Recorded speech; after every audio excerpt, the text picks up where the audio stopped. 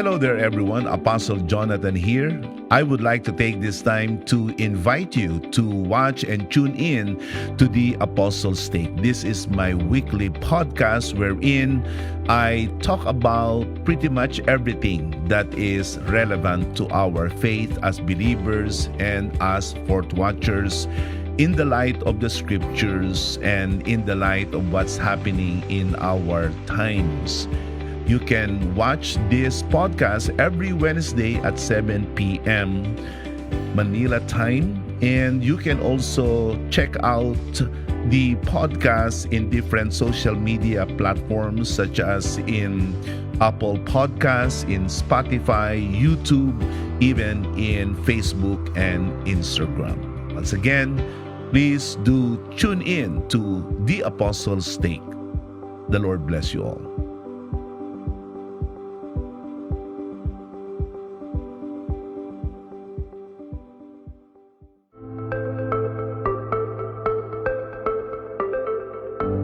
Praise the Lord. To God be the glory. Hello there, everyone. This is Apostle Jonathan Ferriol. And once again, I would like to welcome you to my podcast, The Apostles' Take.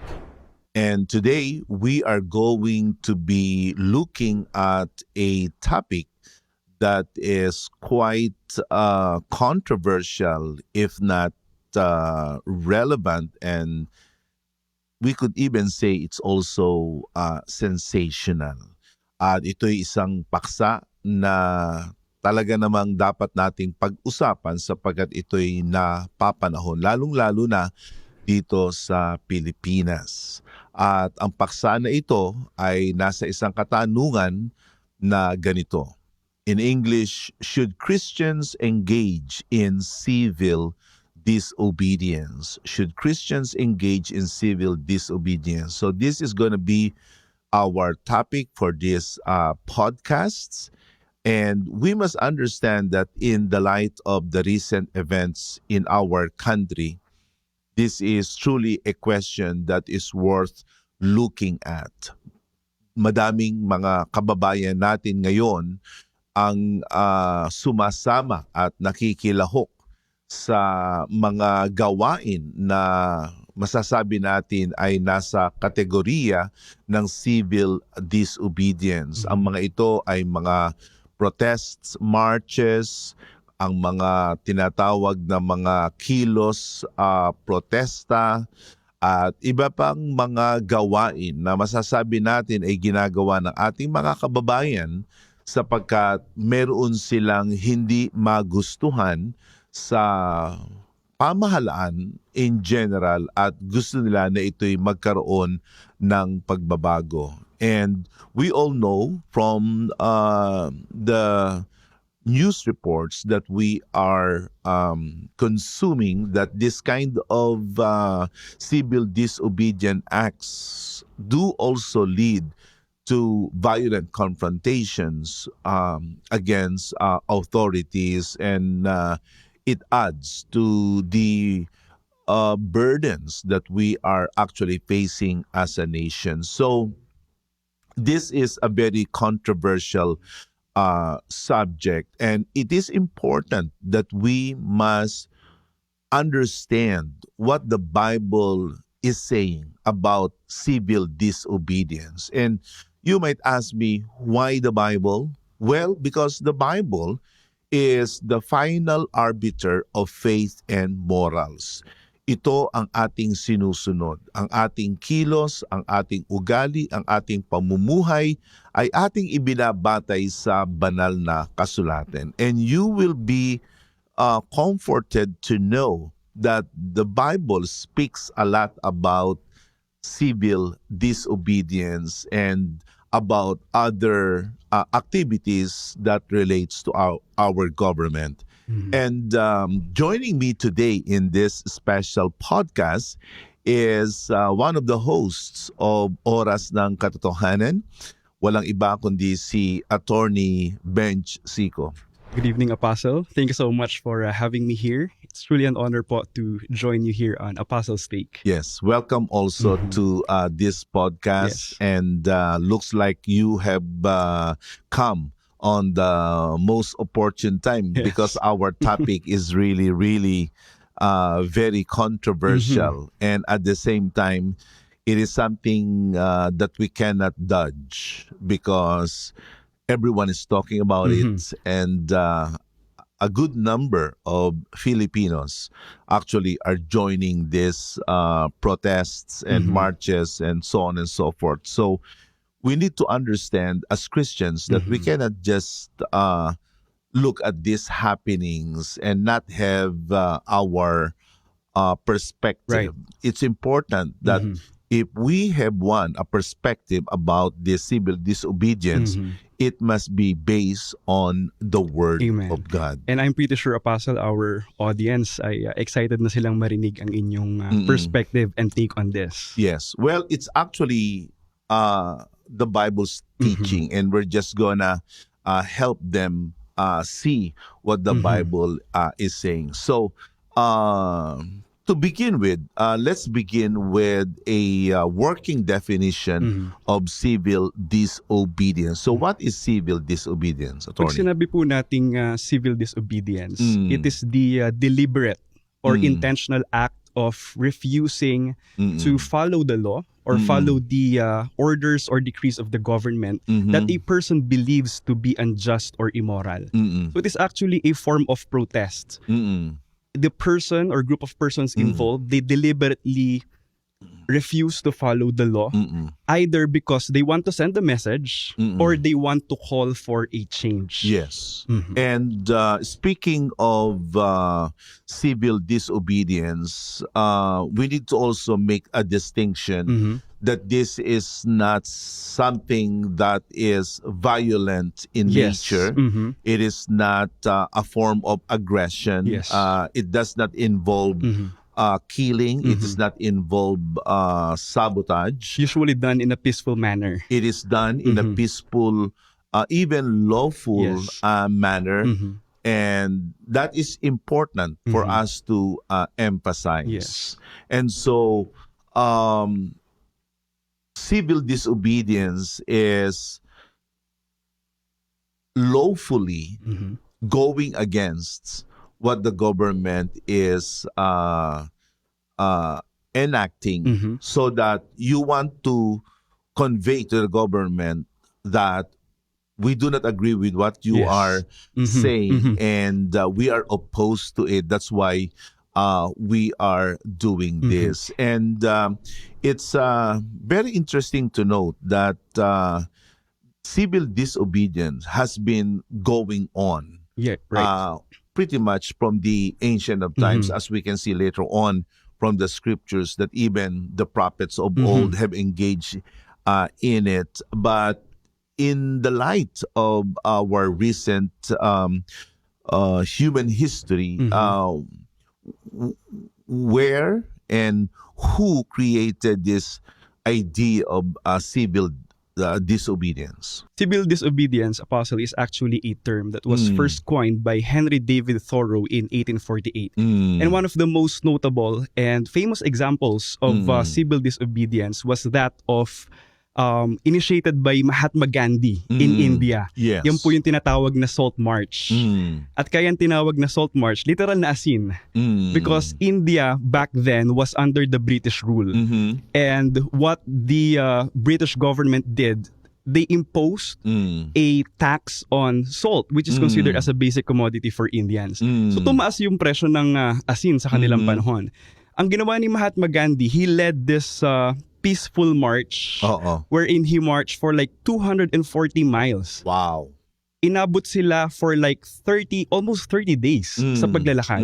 And when they reached the shore, kumuha siya ng seawater, ginawa niya yung asin, kasi during that time they were being prohibited by the British government to produce their own sin. Kasi nga ang gusto ng British government sa kanila bibili. Gusto nila yung na-impose ng tax para kaya lang mas mahal. So ang ginawa ni Mahatma Gandhi and his followers, they produced their own salt. That is the best example of civil disobedience. There is a rule, there is a law which these group of people deliberately opposed. But they did not engage in any violent Yes, acts. that was actually peaceful. Yes. Kaya po siya sumikat, and it inspired a lot of movements around the world. Yun din po yung isa sa mga nag-inspire and nag-trigger sa civil rights movement sa Amerika, headed by Martin Luther King. Yes. Yes. Martin Luther King was actually a pastor, and he led the civil rights movement, calling out the systemic racism in the U.S. And as a result of his non-violent actions and his civil disobedient acts and speeches, napakahusay, alam mo naman, pastor, Yes. napakahusay na mag-speech itong si Martin Luther King. At ang kanyang famous speech yung I Have a Dream. Yes. At dahilan doon sa kanyang mga ginawa ay na-champion niya ang racial equality in America, and many others followed him, and they were inspired by him, and as a result the racial equality, at least during his time, was established. Ang isa sa mga famous lines na naalala ko po, na sinabi ni Martin Luther, he said that men have moral obligation to disobey unjust laws. Yun yung sinabi ni Martin Luther. Which is at the heart ng civil disobedience. Yes. Oo. Yeah. At speaking of that, kasi napunta ako sa Washington, D.C. and they have a museum dedicated to Martin Luther King. Nasabi niya rin na you cannot defeat darkness with darkness, but only with light. Kaya ang civil disobedience ay hindi pwedeng maging violent. It must be passive, and it must be peaceful. At doon mo makikita ang kapangyarihan ng non-violent ways. And I think dito rin sa ating bansa, I would also say that Jose Rizal, our national hero, was inspired by the non-violent civil disobedient actions of his predecessors. Kaya si Rizal ay ginawa niya lang ay sumulat ng mga talaga namang very impactful and very riveting and powerful works of literature, such as Noli Me Tangere, and then the El Filibusterismo. But his writings ignited a revolution. Yes, and he died for it. And alam ko meron din siyang itinayo na society, yung La Liga Filipina. Oo. Yeah. So makikita natin dito na civil disobedience has a place in our modern society. And legally speaking, Apostle, bilang mga mamamayan sa bansang Pilipinas, we have been given and granted this right by the 1987 Philippine Constitution. Yung right mo to protest, to express yourself freely, your freedom of expression, freedom of speech, your right to peaceably assemble, ibinigay yan sa atin ng batas. I see. Okay. So you do not need to fear unjust incarceration and imprisonment, although it happens. It happens. Pero malaya kang magsalita. You can speak your opinions against the unjust acts of the government, because that was actually given to you by the Constitution. Kaso handa ka rin dapat mabatuta. Right? Ganun ang nangyayari sa, hindi lamang sa ating bansa, kundi sa ibang mga bansa rin. Well, we are living in a very imperfect society that even though there are laws, still we break them, and as a result, more chaos is created. But speaking of civil disobedience, even in the scriptures, the people of God have engaged in civil disobedience, and this is something that we are going to be referencing in order for us to understand how we should engage in civil disobedience if ever we need to resort to doing that. And for instance, in the Old Testament, Daniel is a good example of someone who engaged in civil disobedience. He did not follow the edict of King Darius when he passed that edict that everyone must pray and bow to the image of him that was set up in the city. Let's take a look at that in the book of Daniel in chapter 6, verses 6 to 10. Then these high officials and satraps came by agreement to the king and said to him, O King Darius, live forever.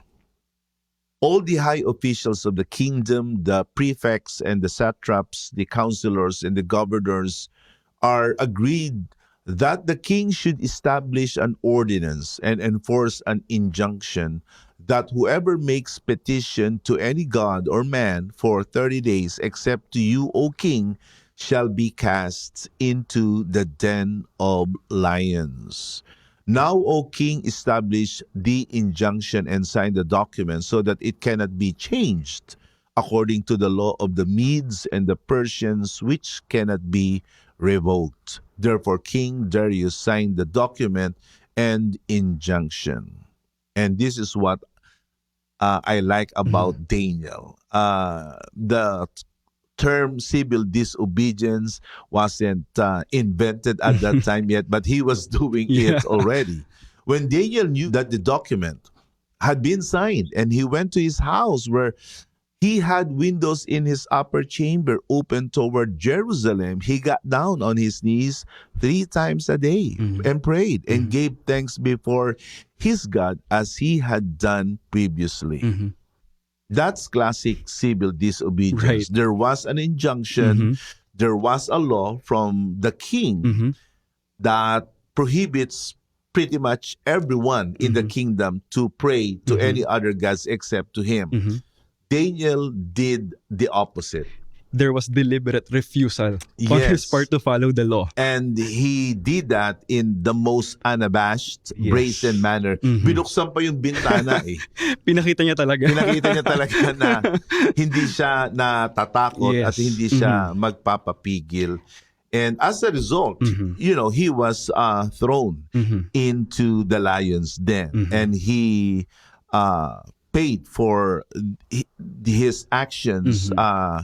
Thank God, the Lord intervened and closed the lion's mouth, and he got out unscathed in that ordeal. So Daniel is a good example of a believer who engaged in civil disobedience. And Apostle, based on your example, there appears to be a certain kind of clash between the law of God and the law of men. Yes. How do we properly reconcile that? Okay. I will be answering that because the example of Daniel, and I would like to add also the example of Peter. And John, you know, let's leap to the New Testament. Okay, sa New Testament kasi may utos ang Sanhedrin. And Sanhedrin was actually the ruling council of the nation of Israel. And you know, when Jesus Christ rose from the dead, his resurrection became the message of the apostles. And the Sanhedrin said, you need to stop saying that, okay? You need to stop saying that Jesus rose back to life. And they made a law prohibiting these disciples of Jesus to preach as such. But Peter and John did not follow, did not obey this injunction. Look at that in the book of Acts in 5, verses 27 and 29. And when they had brought them, they set them before the council, and the high priests questioned them, saying, we strictly charge you not to teach in this name. Yet here you have filled Jerusalem with your teaching, and you intend to bring this man's blood upon us. And the answer of Peter and the apostles, we must obey God rather than men. So that again is textbook civil disobedience. Don't preach, don't teach, but They did exactly they did the exactly the opposite. You know, they disobeyed the rule given by the council. But again, they did it within the parameters of peaceful and if not quiet way of conveying their protests. They just preach. And they did not talk about how corrupt the council of the Sanhedrin was. They did not scream for their heads, and they did not ask for revolt. They kept their message solid about the Lord Jesus Christ. So the duo and the apostles provided na magandang halimbawa ng civil disobedience. So it begs now the question, attorney, does the Bible teach civil disobedience? From the looks of it, the Bible does teach civil disobedience, albeit with some caveats. Diyan natin makikita na pwede tayong hindi sumunod sa ipinag-uutos ng pamahalaan ng tao. Okay. Kung ang ipinag-uutos ng pamahalaan ng tao ay tuwirang paglabag sa ipinag-uutos ng Diyos sa kanyang iglesia. So, we can say that the Bible teaches civil disobedience provided that the law that is being passed by the human government directly opposes the will of God. Just like what happened doon sa case ng unang iglesia. Isipin mo, ang utos, huwag kang mangangaral. Ang utos ng Panginoon bago siya umalis sa lupa papunta sa langit, mangaral. So, there was this head-on collision talaga. Hindi magkalayo, talagang magka-oppose.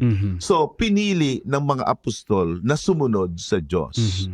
Bagamat kailangan din nating unang sabihin din, and I believe that this is something that we must first of all remember, that every established human government and authority is from God. Amen. Full stop. Yun ang kailangang malaman ng mga tao. Kahit yan ay parang masama. Wala namang perfectong government. Right. Basta may kinalaman ng tao, hindi perfecto yan. At ang Diyos ginagamit ang human government as one of God's ways to curb the spread of evil.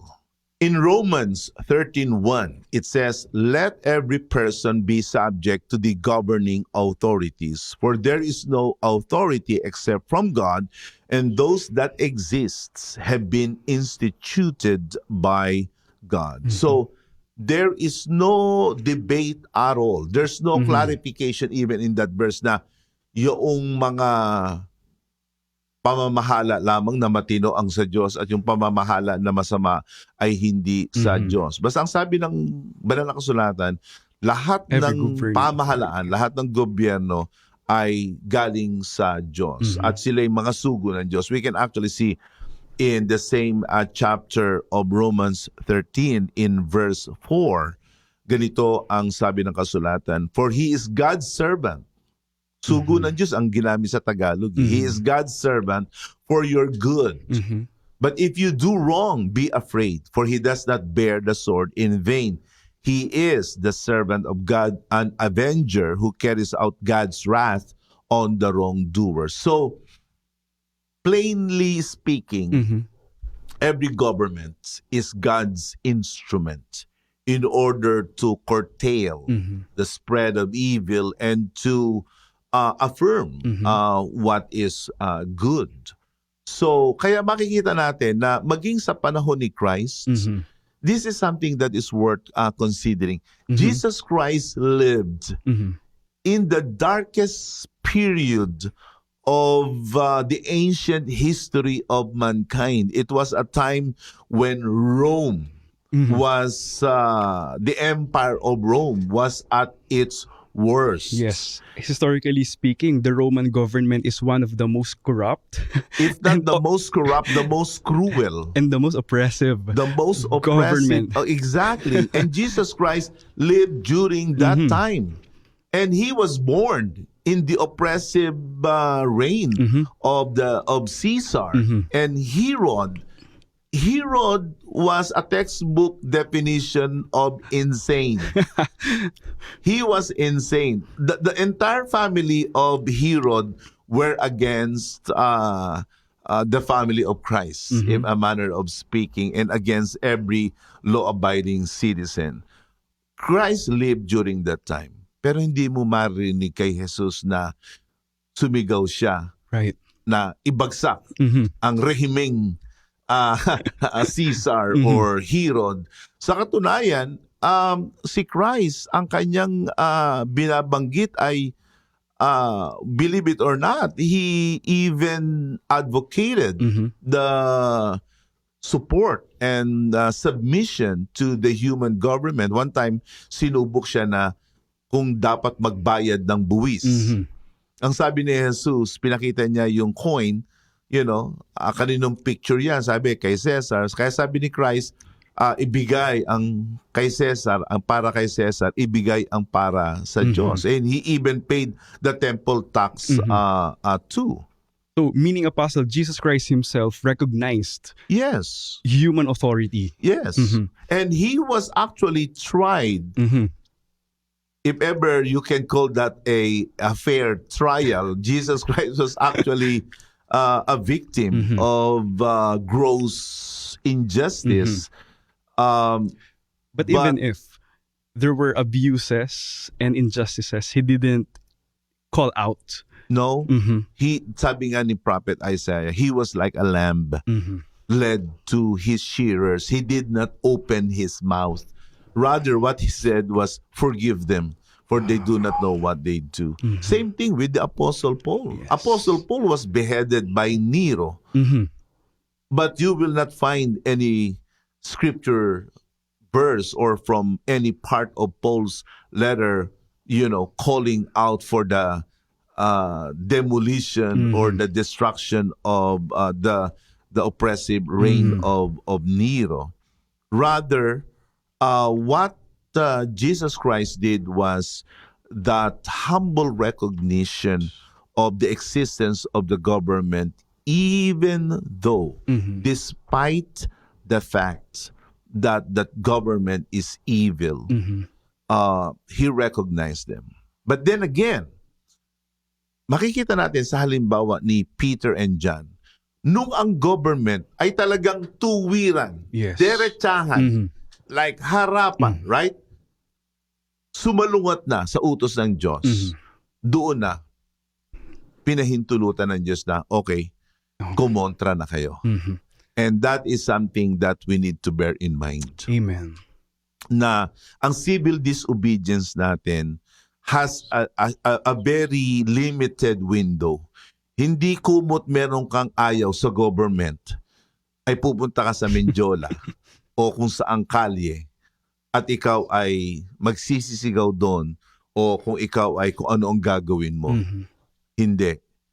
Basta ang iyong titingnan, meron bang ipinag-uutos ang governments Nalabag. na tuwirang lumalabag at magdadala sa atin na mananampalataya na magkasala laban sa utos ng Diyos. Definitely, Peter and John, kung sinunod nila yung utos ng Sanhedrin, nagkasala sila sa Diyos. Right.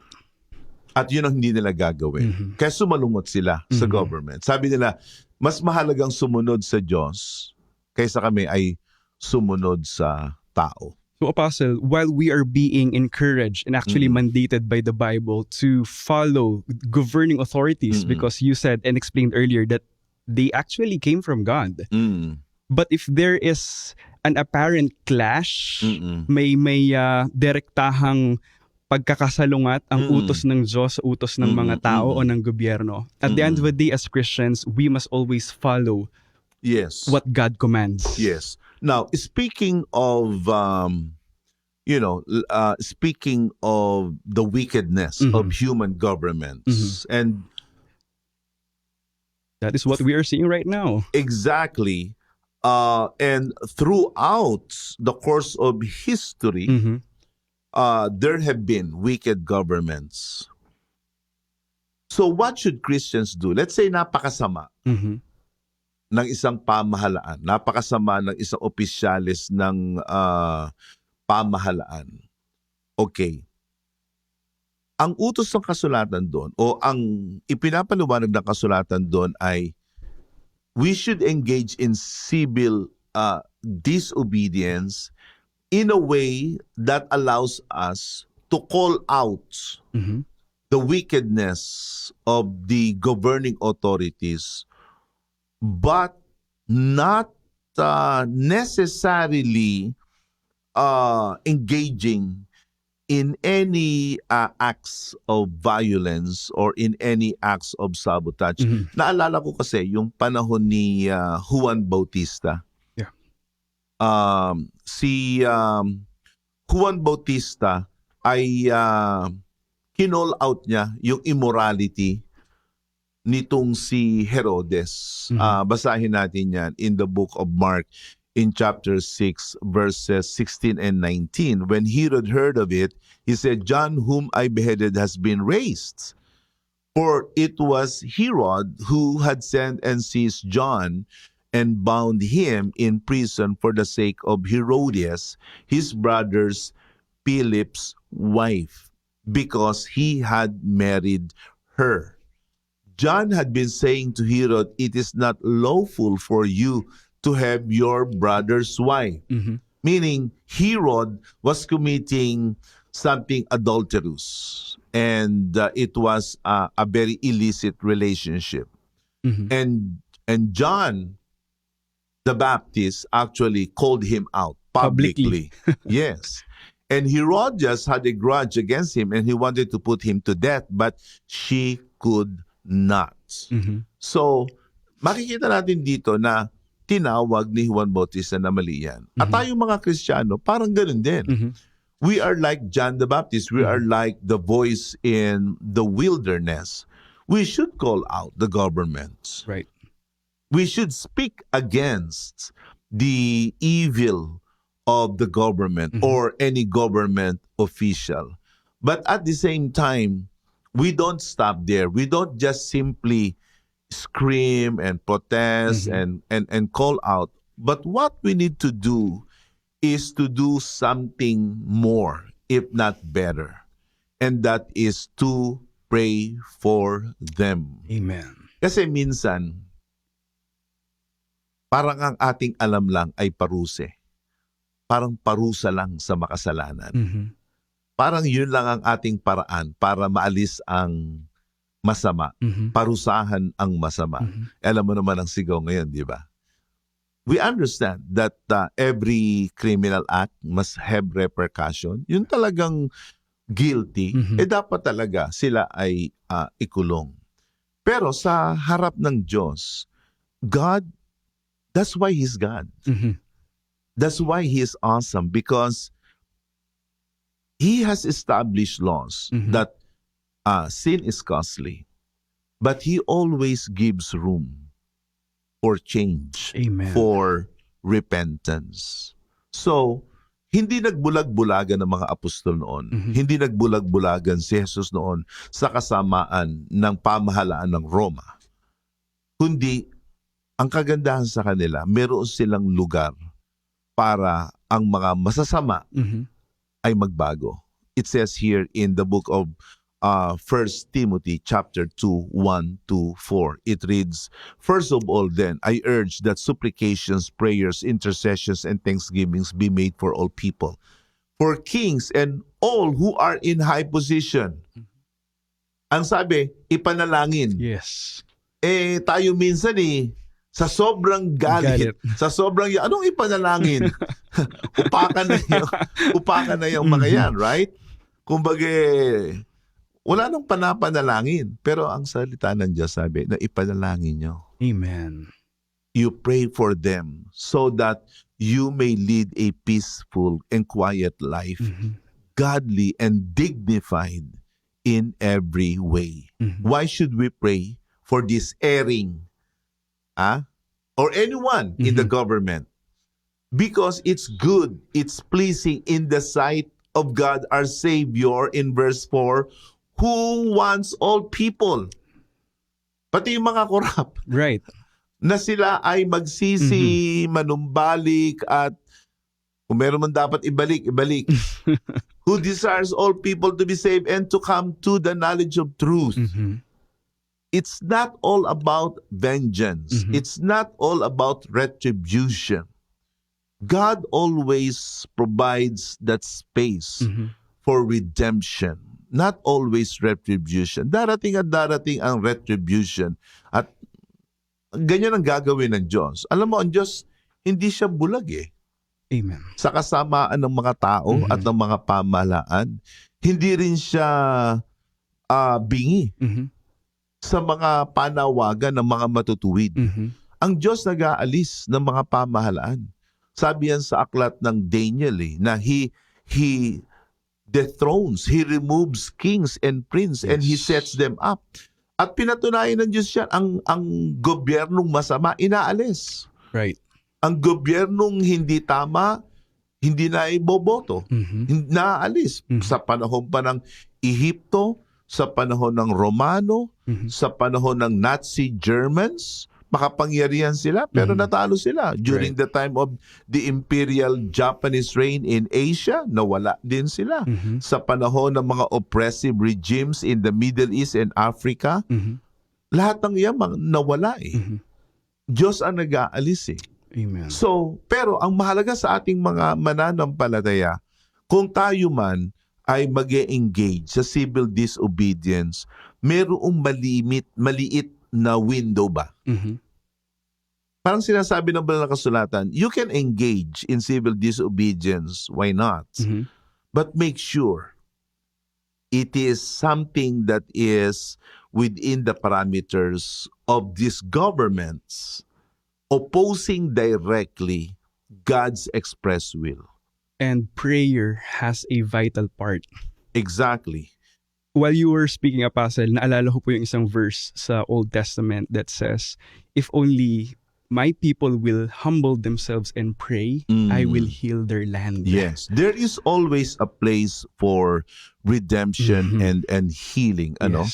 So, halimbawa, noong panahon ng COVID-19, sabi, ako'y nasa Amerika noon, 2020, sabi, walang mga churches ang dapat magkatipon. Hindi pa pwede yun. So nagtipon kami. Albeit clandestinely and secretly. And we push the envelope. That's civil disobedience. That is civil disobedience. Yeah. And I was ready, like, if they will knock on the doors of South Bay and they would imprison me, I said that. By all means, like imprison me, I would be happy to be in prison because I am holding a church service.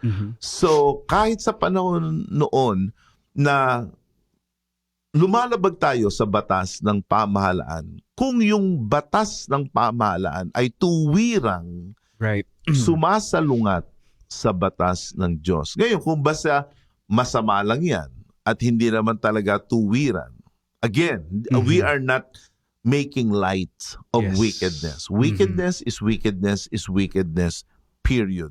Parurusahan niya. And we need, like what I said, we need to call them out. Yeah. Albeit, we must do it in a peaceful, non-aggressive way na hindi rin makakaistorbo sa ating mga paglilingkod. Dahil nabasa nga natin na gusto ng Diyos na tayo ay mabuhay ng banal at payapa. So, Apostle, you are saying that if the order of the government doesn't directly oppose the Yes. law or order of God, Yes. we must still follow. We must Even still if follow. there are certain kind of, inconveniences. Yes. and discomfort and ganun ang pamamaraan ng Diyos And God has a lot more approaches and ways to combat evil and to remove that government in position, which now brings us to our practical ways. How should we now engage in civil disobedience, and how should we approach these wicked authorities? Number one, we must keep our Christian testimony intact and consistent. Keep our Christian testimony intact and consistent. Okay, yes, we must call them out.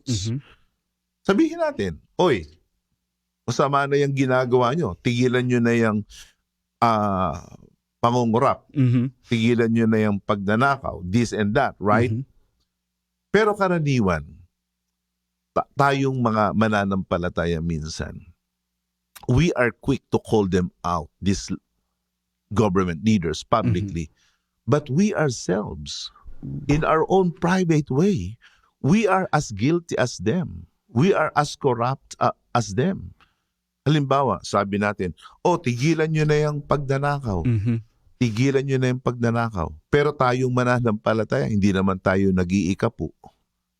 Sa banal na kasulatan, pagnanakaw din yan. Sabi natin, mahalin nyo ang inyong bayan. Mahalin ninyo ang Pilipinas. Ikaw naman, hindi ka nagmamahal sa iglesia, ang bayan ng Diyos.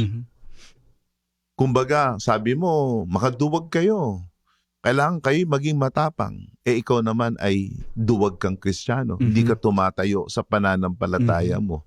Kumbaga, mas tapat ka sa politika, mas tapat ka sa political party mo, mas maapoy ka, mas masidhi ka. Iiwanan mo nga yung pananampalataya mo para lang masunod mo yung dikta nitong si politiko Right. Na para bagang ang politiko ay ang mag-aayos ng buhay mo. But I am sorry to blow your bubble. You can, sabi na kasulatan, curse is the man who trusts in men. Ang ating dapat pakaisipin lamang, paano natin maiingatan ang ating pananampalataya? And as Christians, if ever there is Apostle, kung saan man tayo dapat magbigay ng allegiance and our loyalty. Yes. Hindi sa gobyerno ng tao Because at the end of the day, it is not human government, it is not any human leader who can save us. Yes. It's actually God. He is our God, hope. and the Bible says our citizenship is in In heaven. heaven. Yeah, so the Bible says that you stand firm in the faith and resist the devil, and the devil will flee. Stand firm in the faith. So tingnan mo, ikaw ba ay tapat na Kristiyano? Ikaw ba ay matapat na miyembro ng Iglesia ng Panginoon? Baka tayo ay palamig-lamig. At ang bukang bibig na lang natin ay puro angst against the government. But how about your love for Jesus? Yes. How about your worship of God? Right. Ang namumutawi na lang lagi sa atin ay galit, puot, condemnation. That's why we must make sure that our Christian testimony is intact and consistent. Number two, pray and intercede for the government. And that's what we are doing right now. Exactly. Parang madali lang yan. Pero let me ask you this. When was the last time you prayed for the government? When was the last time you prayed for the governor, for your mayor, for the councilor? When was the last time? Baka tayo ay puro sa social media, puro banat tayo ng banat. Hindi naman tayo nag-pray. Yan ang utos ng Diyos sa atin Amen. Yan ang utos ng hari ng mga hari at Diyos at Panginoon ng mga Panginoon na tayo ay manalangin at ating ipamagitan.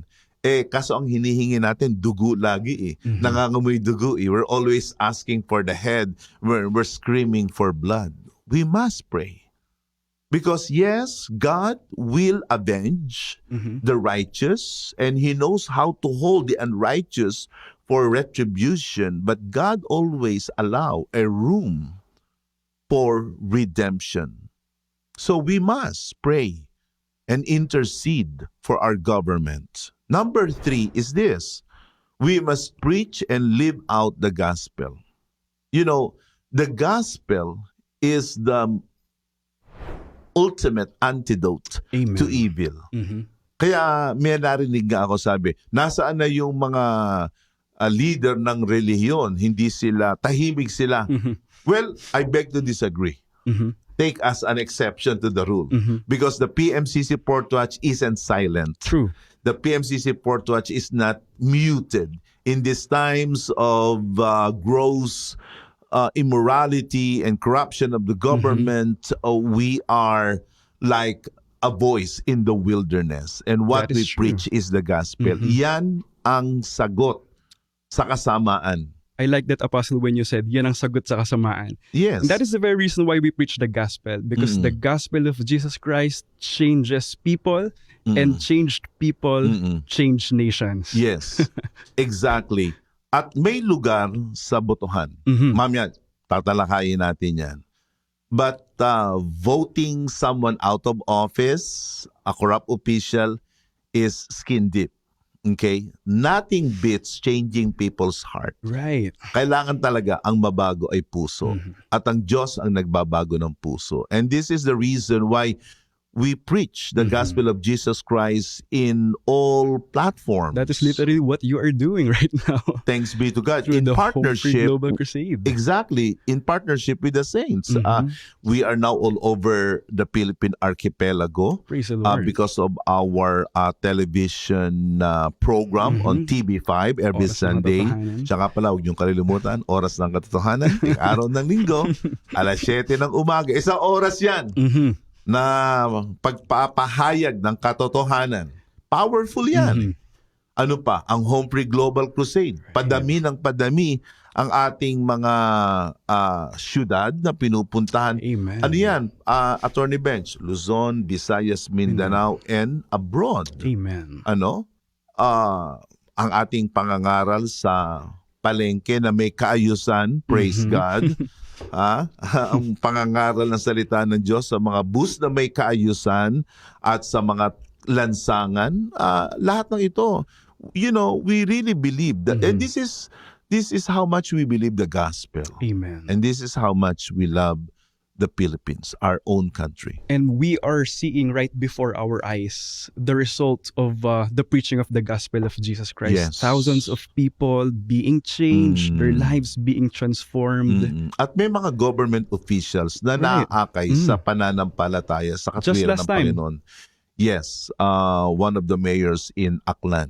Praise God. And then, last but not least is this: engage in peaceful, lawful, diplomatic means of change. I want you to talk about the importance of voting in election. Bilang mga mamamayan po sa Pilipinas, we have been given the right to vote. Yes. Because, it dictates the direction of the country. Yung pinipili nating tao, especially with respect to presidency, yan ang nagre-represent sa bawat Pilipino. Kaya lahat ng Pilipino, if you are here in the Philippines, actually even abroad, you are being encouraged to vote, to exercise your right to suffrage. And, our vote is sacred. Kaya Yes. hindi dapat ibenta. Our vote doesn't carry a price tag. Right.